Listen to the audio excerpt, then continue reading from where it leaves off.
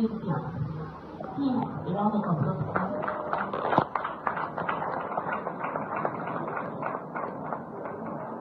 Where is Dr. Fash? Dr. Fash, we are waiting for you. You have a seat here. A round of applause for our doctor, please. The last on our list we have Mr. Gift. Please, a round of applause for him. We are on the panel now. We are hungry. One more question. I don't know when I started this program.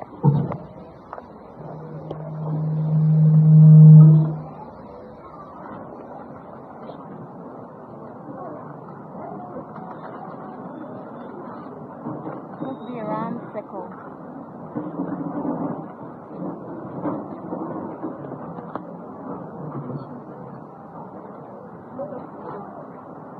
Okay, so we are welcome to our panel, and we'll be asking some few questions. The questions are very simple.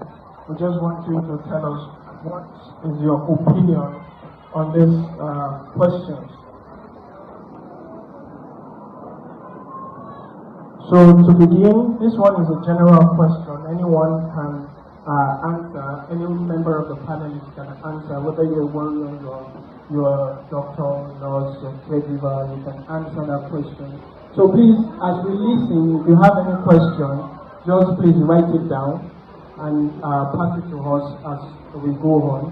So first, to all the panelists, we want to know, when you hear the phrase, "Care redefined," for sickle cell warriors, what comes to your mind immediately?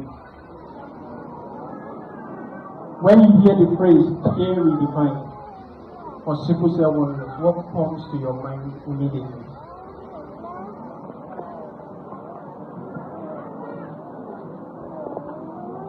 What comes to my mind is how to take care of them.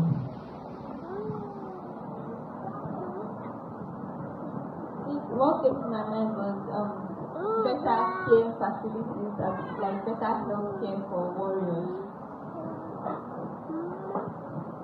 What came to my mind is maybe there was a way things were being done before in terms of making diagnosis for sickle cell disease, in terms of the treatment, in terms of the prevention, and so on and so forth. You know, it is how it was being done before, and now, you know, better ways, as you said, you know, of doing business, defining what was being done before. Maybe it was not being done correctly.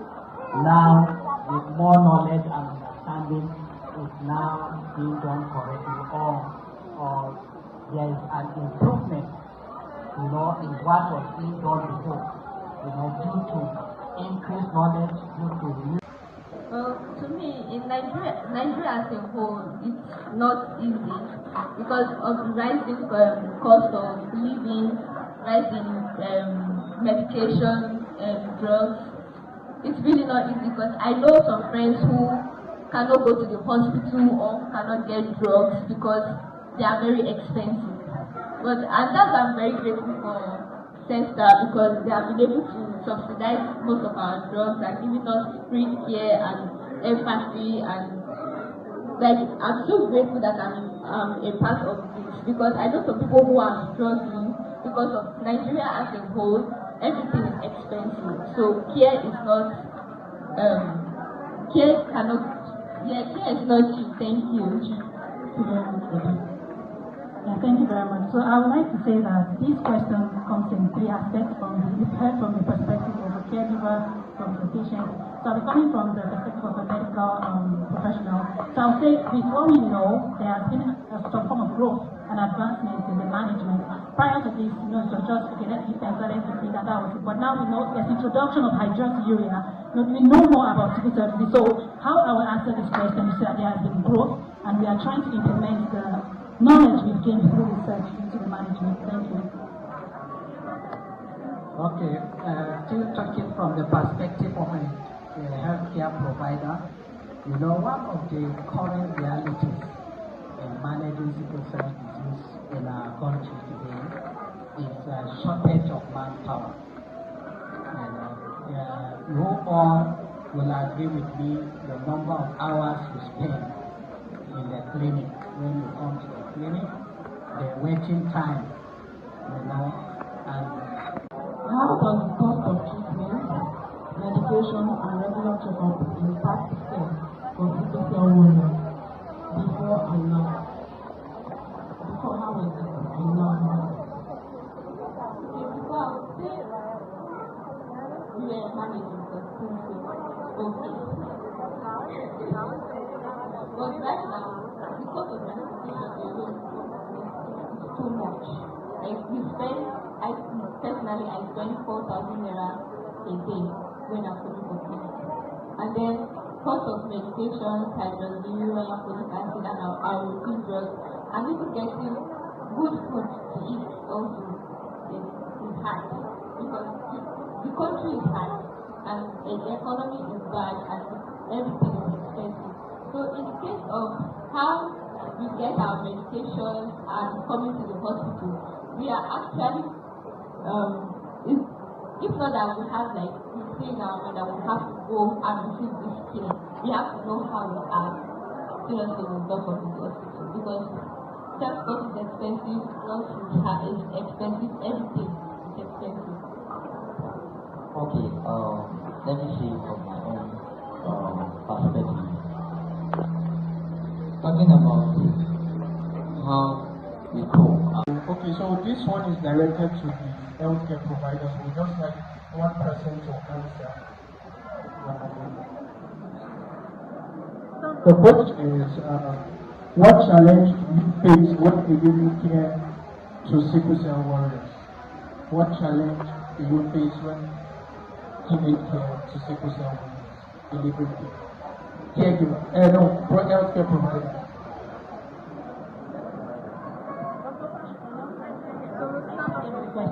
Okay. The question says, what challenges do you face when delivering care to sickle cell warriors? One of the challenges coming to mind now is compliance. So most of the warriors are not compliant with their medications, and you need to stay hydrated. So it's about compliance with medications, with the lifestyle modification we try to profile for people. So that's one of the major challenges. And sometimes it can be financial constraint. Sometimes you prescribe some things, but they might not be able to afford it. So that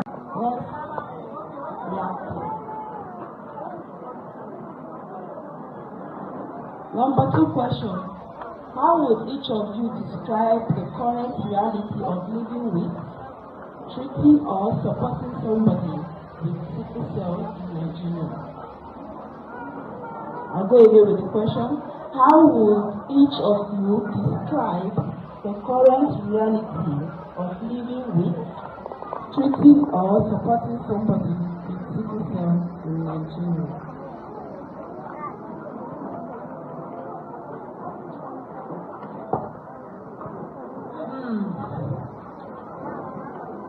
everything put together. The cost of transportation. How do you think we can actually address some of those challenges, like the cost of transportation? Dr. Fash talked about compliance also. So how do we go about providing solutions to these things so that we can provide better care for our warriors? so concerning the cost of transport. There is something that she just said that we as the adult clinic we always hear that in every day. You don't have money to come for your checkup, but now you dey buy MB pass. Now you dey buy data pass, now you dey buy card pass. Now the children always say save 100 naira every word. Every word. So there must be what? Transport for us to come. So the last and final question is for everybody. So, what support would make the difference in your journey as a hematologist, as a parent, as a warrior? What support can make make a difference, whether from the government or from your colleagues or just based on. Okay, I'll start by saying this. The best support I can give, emotionally, I can get.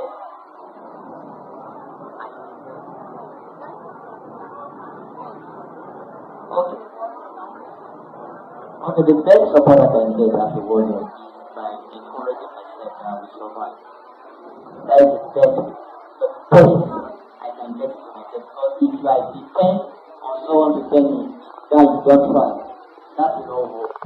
But if you encourage yourself that you can do it, you will survive. Definitely you will survive. I think I'm counting 30 years plus now that I'm living with this crisis that I'm taking. And I saw my friends if I say that I'm a warrior, they think you don't look like a warrior. You look more better than those that don't even have this crisis. And I believe that the more I encourage myself, the more I can do better. Thank you very much.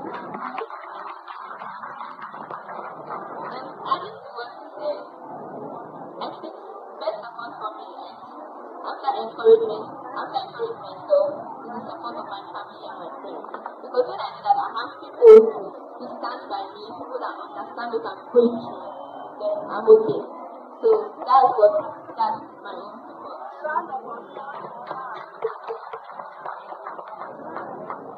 The best support I can give to myself as a caregiver, a mother to two warriors, is do the right thing. I will do the right thing at the right time to make them strong and be healthy at any time. Thanks.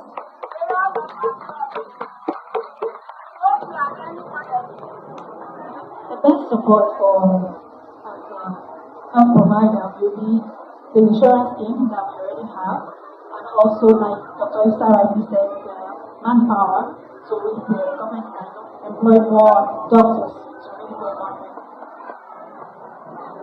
And the other thing for healthcare provider, one of the best support is training and retraining. To continue to develop capacity, to know more about the condition, and so that I'm able to treat my patient better. The best support to give to my child, taking care of the child.